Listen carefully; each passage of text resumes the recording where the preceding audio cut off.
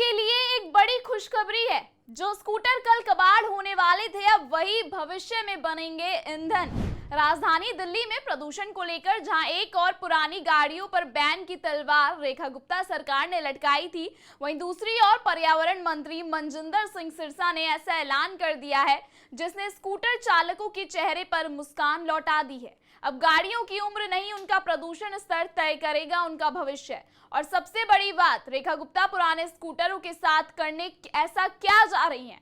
ये सिर्फ एक राहत नहीं बल्कि एक क्रांतिकारी सोच की शुरुआत हो सकती है, जो दिल्ली की हवा को भी बचाएगी और आम जनता की जेब को भी।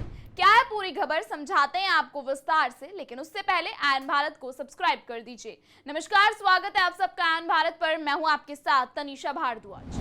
क्या आपका पुराना स्कूटर अब सड़क से हटेगा? क्या 10 साल पुराना टू व्हीलर अब फ्यूल नहीं सिर्फ कबाड़ बनकर रह जाएगा?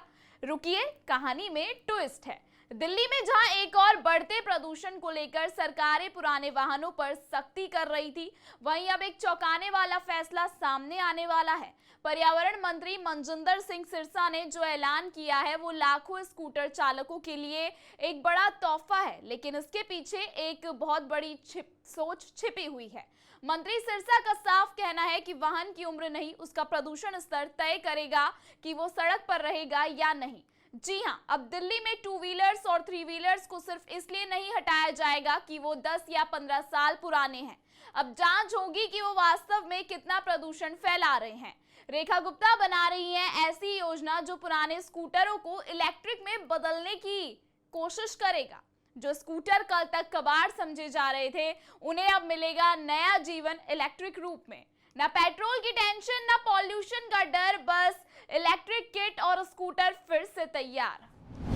लेकिन क्यों लिया गया ये फैसला?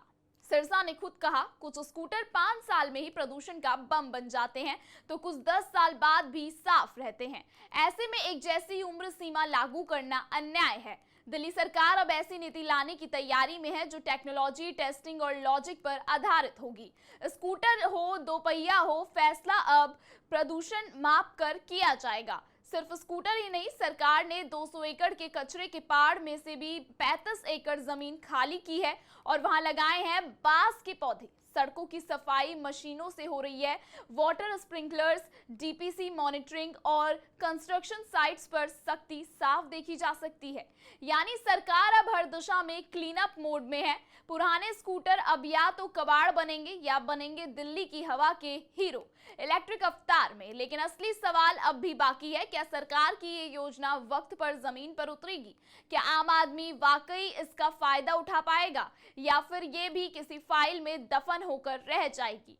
तो दिल्ली वालों, अब स्कूटर से मोहब्बत खत्म मत कीजिए, क्योंकि जो कल कबाड़ कहलाने वाले थे वो आज इलेक्ट्रिक हीरो बनने की तैयारी में है। रेखा गुप्ता सरकार और मनजिंदर सिंह सिरसा का ये नया विजन सिर्फ एक पॉलिसी नहीं बल्कि एक नई सोच की शुरुआत है, जहां गाड़ी की उम्र नहीं, उसका असर मायने रखेगा। फिलहाल इस खबर में इतना ही। इस खबर पर आपकी क्या राय है, कमेंट सेक्शन में हमें जरूर बताइएगा। देश और दुनिया की तमाम खबरों को लगातार देखने के लिए बने रहिए आयन भारत पर।